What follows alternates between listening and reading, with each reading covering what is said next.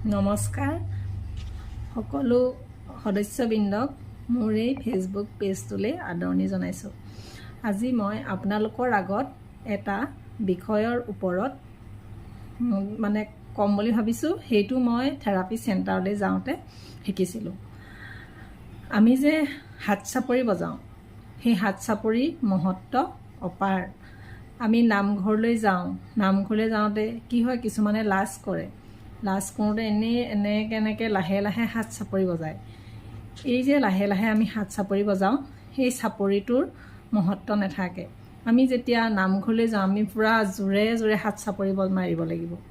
এইদৰে যদি আমি হাত চাপৰি বজাওঁ, তেতিয়াহ'লে আমাৰ দেহত তেজৰ ৰক্ত সঞ্চালনটো ভাল হয়।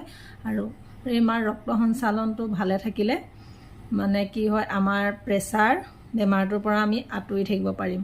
আজিকালি কেৱল প্ৰেছাৰ ষ্ট্ৰক আৰু তাৰপিছত মানে পিছৰখিনি আৰু ভাবিব নোৱাৰি। সেইকাৰণে থেৰাপি চেণ্টাৰত গৈ মই এই কথাষাৰ শিকিলোঁ, মানে হাত চাপৰি বজোৱাটো কিমান উপকাৰী।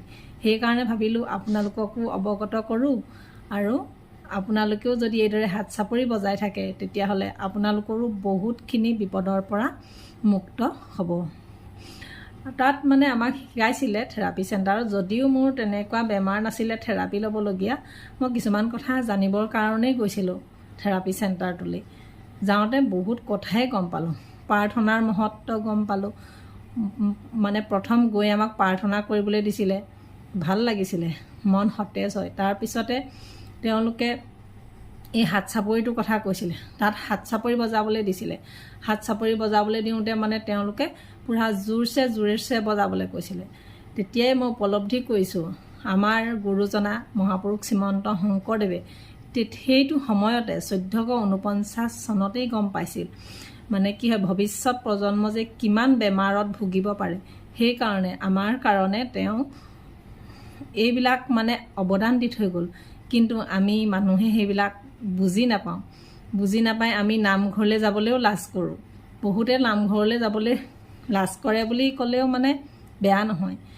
হাত চাপৰি বজাবলৈ লাজ কৰোঁ, মানে মই হাত চাপৰি তাত গৈ লাহে লাহে বজাই থাকোঁগৈ, এনেকৈ। কিন্তু এইবিলাকৰ গুৰুত্বটো নাই। আমি হাত চাপৰি দি জোৰে জোৰে বজাব লাগিব, তেতিয়া আমি বহুত বেমাৰৰ পৰা মানে আঁতৰত থাকিব পাৰিম। সেইকাৰণে সকলোৱে আমি এইদৰে হাত চাপৰি ঘৰত হ'লেও বজাব পাৰিম, নহ'লে নামঘৰত গৈ হ'লেও নাম প্ৰসংগ কৰা সময়ত হাত চাপৰি বজোৱাটো আমাৰ দৰকাৰ। সেইকাৰণে সকলো নামঘৰলৈ যাওক উৎসৱ পাৰ্বণবিলাকত, আৰু নিজৰ শৰীৰ সুস্থ ৰাখক।